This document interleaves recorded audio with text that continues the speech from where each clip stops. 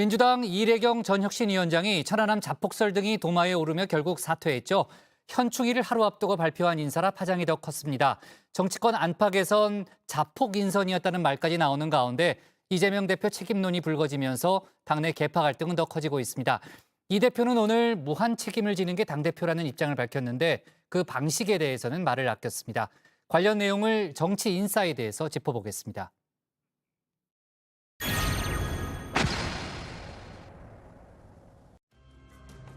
민주당 혁신위원장에 선임됐던 이례경 달인백년 이사장.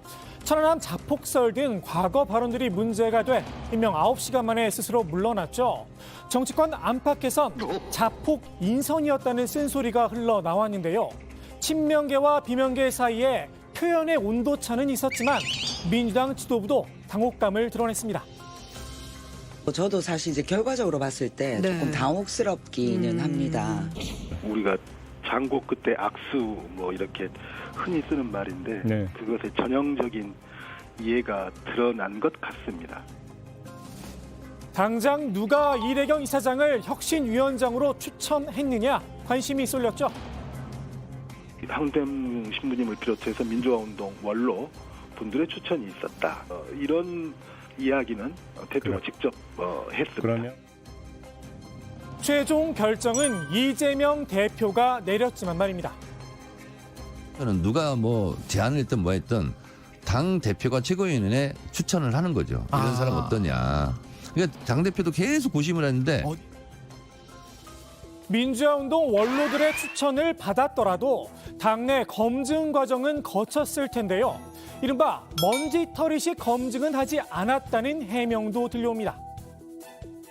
사상 검증을 한다든지 뭐 과거의 행적을 뭐 낱낱이 뭐 밝혀서 뭐 이런 식으로 제가 먼지털이식으로 검증하진 않았습니다. 그러니까 이 특별히 불법과 비리가 있는 정도를 검증했다고. 먼지털이식 검증이라 글쎄요. 소셜 미디어에 남긴 이 글들이 문제가 됐죠. 검색만 해보면 쉽게 확인해 볼 수 있는 사안들이었습니다. 부동산이나 세금 같은 건 검증하기가 쉽지가 않잖아요. 동의서를 받는 것도 아니고 그치. 청문회를 하는 것도 아니고. 근데 이분의 언행에 대한 거는 그냥 포털 사이트에다 이름 넣어보면 나오잖아요. 더욱이 이 이사장의 선임을 논의한 비공개 간담회에서 다소 과격한 표현들이 있다는 보고가 있었다는 겁니다. 관련된 세평을 모은다거나 이런 것들은 당연히 했을 것이다라고 이제 전제가 최고위원들은 된 거죠. 그래. 된 거고 살펴보니 뭐 다소 좀 과격한 표현들은 뭐 있는데 크게 문제는 아닐 것 같다. 이 정도의 표현은 있었습니다. 천안함 자폭설까지는 뭐 저도 몰랐는데 어찌되건 다소 좀 강경한 입장을 갖고 계시다 정도는 알고 있었습니다. 아, 강경파라는 건 알고 있었지만 네. 천안함 자폭설까지는 검증이 안 됐다. 뭐 이렇게 정리하면 됩니다. 저 개인 제가 검증한 주체는 아니기 때문에 아마 검증 단위에서는 좀 파악하지 않았을까요? 문제가 된 천안함 자폭설. 불과 몇 달 전에 올린 글이죠.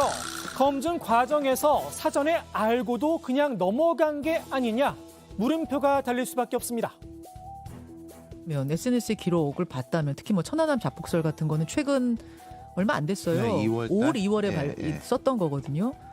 이 정도가 나가도 별 문제가 없겠다라고 판단했다면은 이거 판단 착오 아니에요? 그렇죠. 이 대표는 몰랐다고 선을 그었지만 말입니다. 이례경 씨가 천안함 사건 조작이다, 푸틴은 전쟁 범죄자 아니다 이런 글들 올렸는데 혹시 사전에 검토하셨습니까? 그 점까지는 저희가 정확한 내용을 몰랐던 것 같네요. 판단 착오의 문제. 이 대표 측은 혁신의 방점을 찍다 보니 여러 가지 부족함이 있었다는 설명을 내놨는데요. 혁신을 좀 제대로 할 수 있는 그런 원칙과 강단이 있는 그리고 그런 정도의 소신 있는 분이 적정하지 않나라는 판단이었는데 당내의 여러 의견과 국민적 눈높이는 그것보다는 조금 더 높은 도덕선과 원칙을 요청한 게 아닌가. 그래서 여러 가지 상황에서 좀 부족함이 있었다. 이 대표가 생각한 혁신의 방향이 이례경 이사장의 최근 행보와 딱 맞아떨어졌다는 분석도 나옵니다. 조금 감성이다. 그리고 또 이재명 대표를 강하게 지지한다. 좀 강성으로 우리 똘똘 뭉쳐가지고 윤석열 정부에 맞서고 뭐 이렇게 당원들의 권한이 중요하고 이분 또 직접 민주주의 이런 것도 많이 하시는 분이거든요. 이대경 이사장이. 반면 비명계가 생각하는 혁신의 방향은 정반대죠. 천안함 자폭설보다 이 대표의 강성 지지자라는 점을 더 문제 삼았는데요. 이 대표가 황교안의 길을 가고 있다 날을 세웠습니다. 강성 지지층의 지지는 더 강화될 수 있지만 국민들 일반 여론, 중도층, 좀 더 넓은 국민들의 지지 이거는 기대하기가 어렵다. 저는 그런 생각이 들고 황교안 미래통합당이 걸어갔던 길이에요. 이 대표가 진정으로 당을 혁신하겠다는 생각이 있다면 본인에게도 칼날을 겨룰 수 있는 인물을 혁신위원장으로 내세웠어야 했다는 겁니다. 이재명 대표 스스로가 퇴진하는 것이 저는 맞다고 보는입니다. 왜냐하면 이재명 대표가 아무리 혁신위를 구성한다고 할지라도 지금 이번에 드러났듯이 자기 쪽에 기운 사람을 하지 않겠습니까? 그건 뭐 본능에 가까운 것이고요. 예. 그렇게 되면은 이거 혁신이겠습니까? 반면 친명계에선 지난 대선에서 이 대표를 지지한 국민이 절반이었다는 논리로 맞받았습니다. 이재명을 지지했으니까 안 된다. 이재명 뭐 사당마냐 이런 논리까지 나와요. 예. 그러면 국민의 절반이 이재명을 지지했는데 그 절반을 빼고 그럼 윤석열 지지한 사람 중에서 뽑아야 됩니까? 대선이 끝난 지 벌써 1년이 지났죠. 비명계는 그 이후 이재명의 민주당이 문제라고 역공을 폈습니다. 지난 1년 동안 이재명의 민주당으로 달려왔는데 반성 없는 젖잘싸 민주당이다. 이렇게 비판을 받고 있어요. 네. 그리고 도덕성, 도덕 기준이 무너진 무슨 방탄 정당이다. 그리고 국민 민심은 아랑곳하지 않는 팬덤 정당이다. 이런 문제 제기를 받고 있습니다. 이대경 이사장이 물러나면서 혁신위원장을 어디서 모셔오느냐도 다시 화두로 떠올랐는데요. 친명 비명계를 떠나서 말 그대로 갑론을박입니다. 저는 개인적으로 외부 혁신위원장을 반대합니다. 예. 성공한 사례가 없습니다. 당밖에 훌륭한 분들이 많이 있습니다. 그래서 좋은 분들을 삼고 처리해서 모시는 과정을 빠르게 저는 밟아야 된다고. 기득권을 없애고 제한하고 이런 방향으로 흘러갈 수밖에 없는 것이 혁신위의 그 역할이었는데 그런다고 했을 때 그 자신들의 문제를 자신들이 나서서 하는 것이 타당하겠느냐라. 당 내외가 중요하지 않다는 목소리도 있는데요. 양쪽 모두를 열어놓은 것처럼 보이지만 생각의 간극은 더 큽니다. 뭐 당 내냐 외냐는 중요하진 않다고 보고요.